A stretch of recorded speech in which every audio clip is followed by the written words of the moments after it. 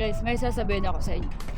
Kung sa Pinas is nakamotor tayo, dito nakabike lang. Tingnan nyo naman. Tamang bike lang tayo dito sa Japan, guys. Di ba pag uwi natin soon, naka big bike tayo, baka naman yung mga R3, R15, ganun.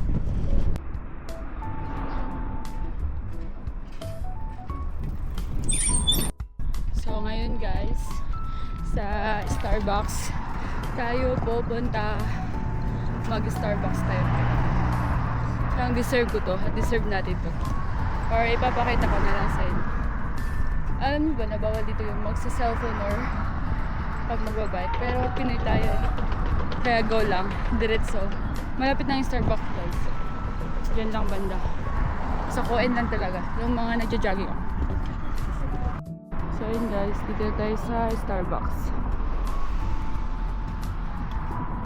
Starbucks lang tayo ngayon. At pagkatapos mag-Starbucks, mag-Second Street. Second Street, kala mo naman maraming pera. Kailangan yung sahod ng bukas. Punto. Ayan. Sobrang laki ng Starbucks nila. Sobrang ganda.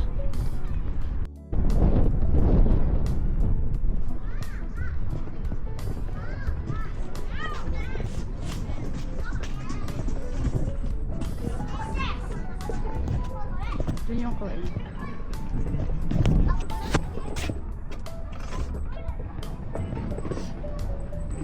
Ganda.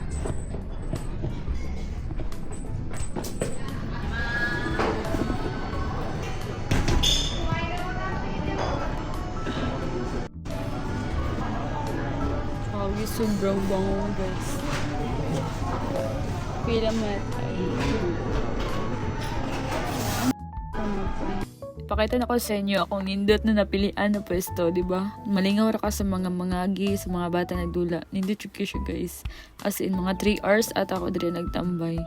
Tapos, nag-order po ko ano. So, okay lang magtamis ko karon kay naka-gyman ko or naka-workout ko. Or bawi ra siya.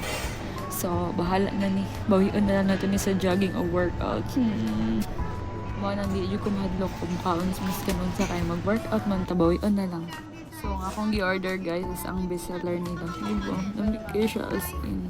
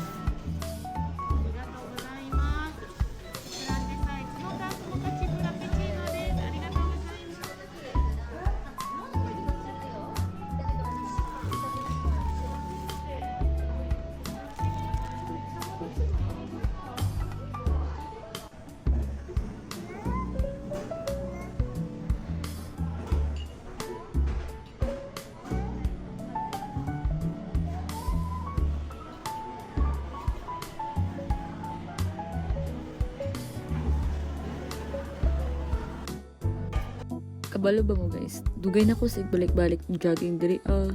Tapos karon po kasulod diri sa Starbucks. Karon po ka-try jud diri.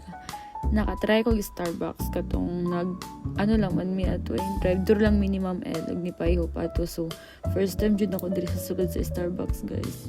Nindot jud kay siya. As in chill lang kanang wala kay laingon na or wala kay laingon naon ba.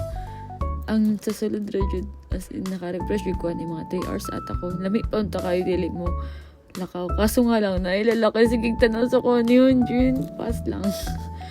Adlo ko. Gwapo bente siya pero Pas lang kay murag mapatakahuman sa atong kontrata.